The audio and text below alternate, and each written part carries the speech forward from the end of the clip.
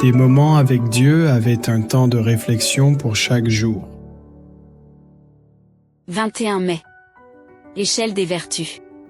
Car si ces choses sont en vous, et y sont avec abondance, elles ne vous laisseront point oisifs ni stériles pour la connaissance de notre Seigneur Jésus-Christ.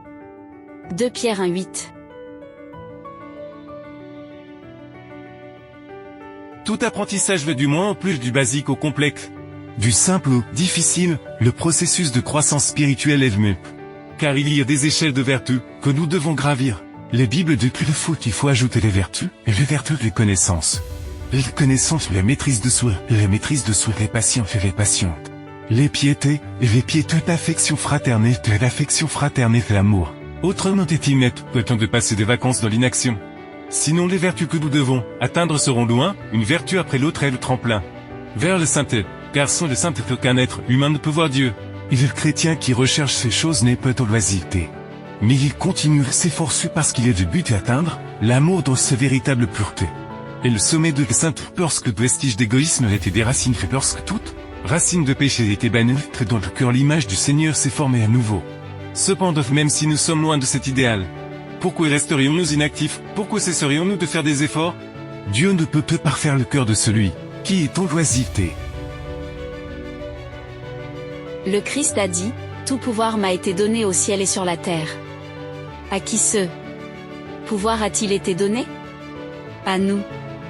Il veut donc nous faire comprendre qu'il est retourné au ciel comme notre frère aîné et que le pouvoir incommensurable qui lui a été donné est à notre disposition.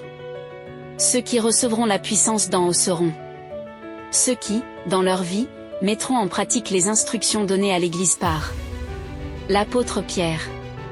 Nous devons embrasser le plan de l'addition, en nous consacrant à l'affirmation de notre appel et de notre élection.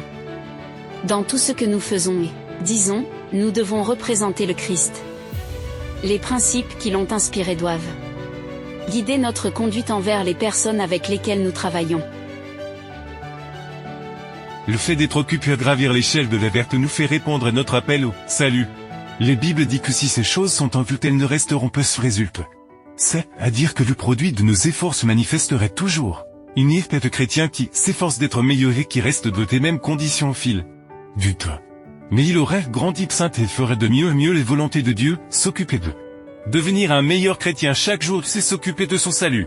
Avec crainte et tremblement, cette occupation de donnerait cette possibilité de nous vaincre, car nous serons toujours protégés par la grâce de Dieu. Que le Seigneur nous donne la force de nous crucifier et de renaître, afin que le Christ vive en nous comme un principe vivant et actif, capable de nous soutenir dans la sainteté. La puissance vient de Dieu, mais elle ne peut agir que dans le cœur de l'aspirant. Il n'y aurait pas de sainteté si l'on reste dans un état de conformité, si l'on perd la communion avec le ciel, sans effort.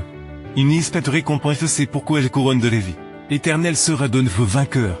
Et ceux qui ont gravi les échelons de la vertu pour devenir comme Jésus, ne pensent pas que c'est impossible. Le pouvoir n'est pas de notre épée, celui de Dieu. Et s'il a promis de nous amener des sommets de sainteté, c'est parce qu'il le fera. Amen. Merci pour écouter cet audio. Nous vous invitons à partager avec votre. Contactez et visitez le site web. biblewell.com